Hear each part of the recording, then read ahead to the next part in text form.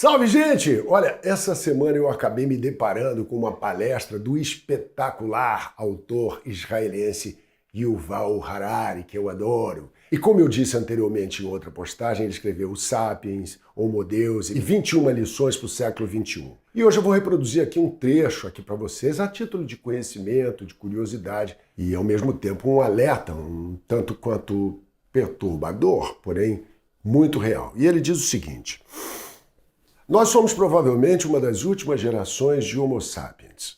Dentro de um século ou dois, a Terra será dominada por entidades que são mais diferentes de nós, dos neandertais ou dos chimpanzés. Nas futuras gerações, aprenderemos como fabricar corpos, cérebros e mentes, e este será o principal produto da economia do século XXI.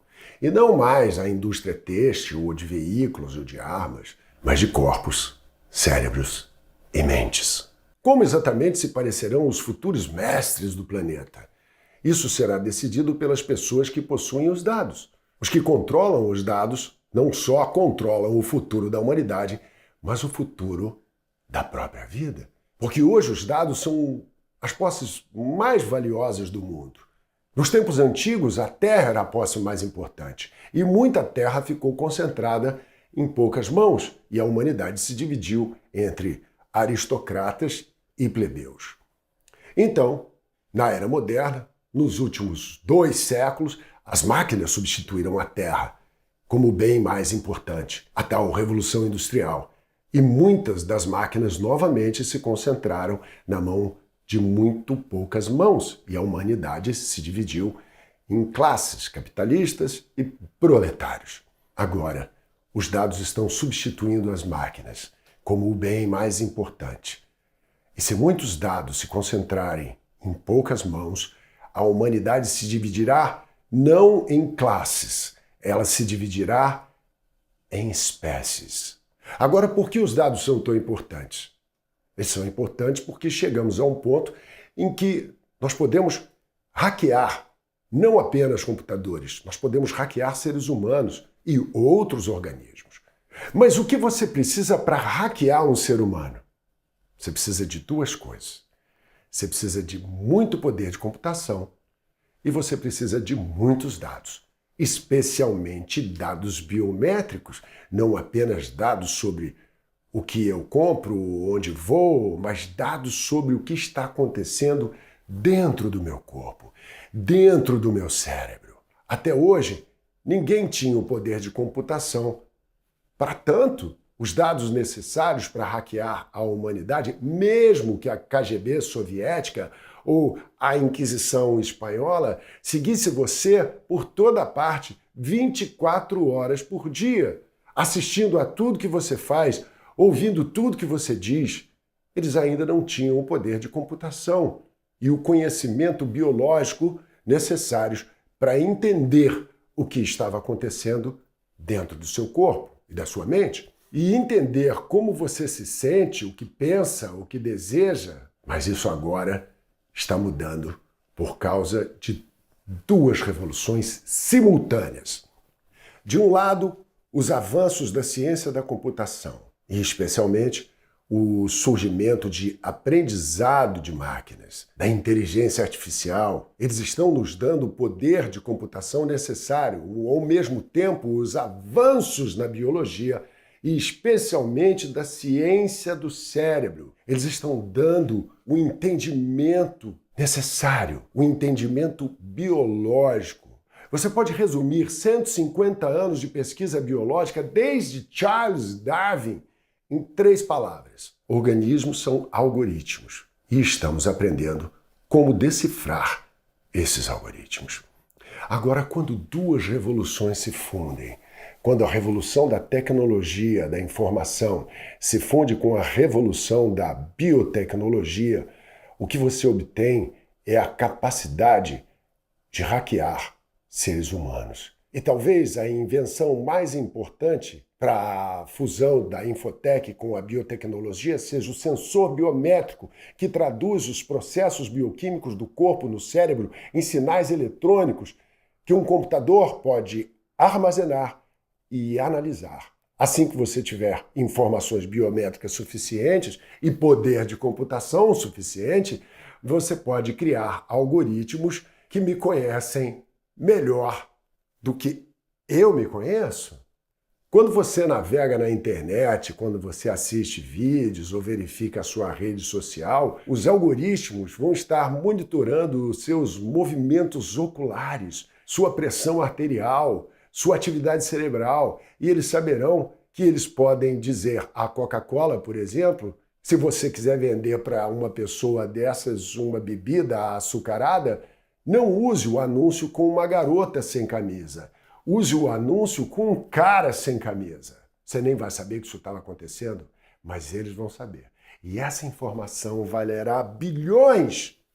Uma vez que temos algoritmos que podem me entender melhor do que eu mesmo, eles podem prever meus desejos, manipular minhas emoções e até mesmo tomar decisões em meu nome. E se não formos cuidadosos, o resultado pode ser o surgimento de ditaduras digitais.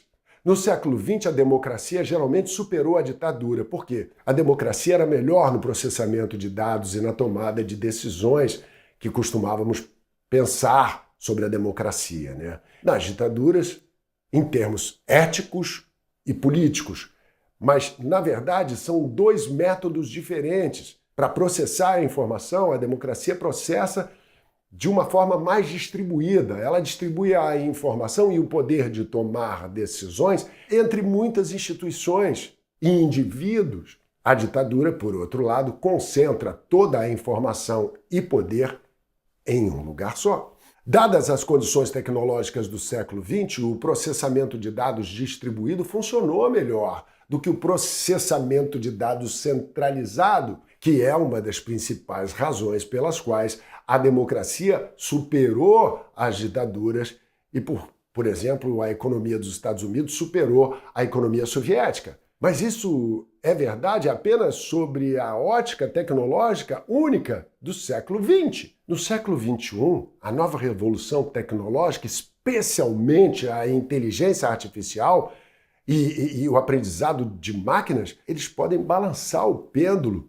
na direção oposta e podem tornar o processamento de dados centralizado muito mais eficiente do que o processamento de dados distribuídos. E se a democracia não puder se adaptar a essas novas condições, os humanos viverão sob o domínio de ditaduras digitais. E já presentes, nós estamos vendo a formação de regimes de vigilância cada vez mais sofisticados em todo o mundo, não apenas por regimes autoritários, mas também por governos democráticos.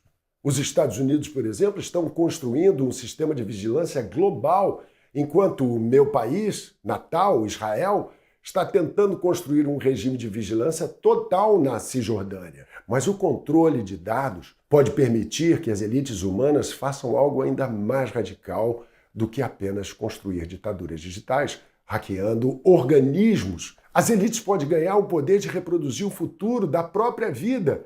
Uma vez que você pode hackear algo, geralmente também pode projetá-lo. Se de fato conseguimos hackear e projetar a vida, esta não será apenas a maior revolução da história da humanidade. Esta será a maior revolução da biologia desde o início da vida, 4 bilhões de anos atrás. Por 4 bilhões de anos, nada fundamental mudou nas regras básicas do jogo da vida. Toda a vida, por 4 bilhões de anos, dinossauros, amebas, tomates, humanos, toda a vida estava sujeita às leis da seleção natural e às leis da bioquímica orgânica. Mas agora isto está prestes a mudar. A ciência está substituindo a evolução pela seleção natural, pela evolução pelo design inteligente, e não o design inteligente de algum deus acima das nuvens, mas o nosso design inteligente. E o design inteligente de nossas nuvens, a nuvem da IBM, a nuvem da Microsoft, essas são as novas forças motrizes da evolução.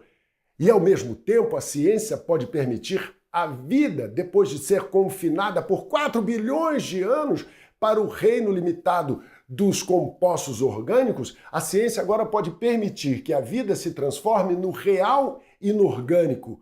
Então, após 4 bilhões de anos de vida orgânica, moldada pela seleção natural, estamos entrando na era da vida inorgânica, moldada pelo design inteligente. É por isso que a propriedade de dados é tão importante. E se não o regularmos, uma pequena elite pode vir a controlar não apenas o futuro das sociedades humanas, mas moldarem as formas de vida no futuro. Yuval Harari. Eu vou tomar um Rivotril de novo, tá? E na semana que vem eu volto. Um anzol e um queijo, um abraço e um beijo. Ah, Deus!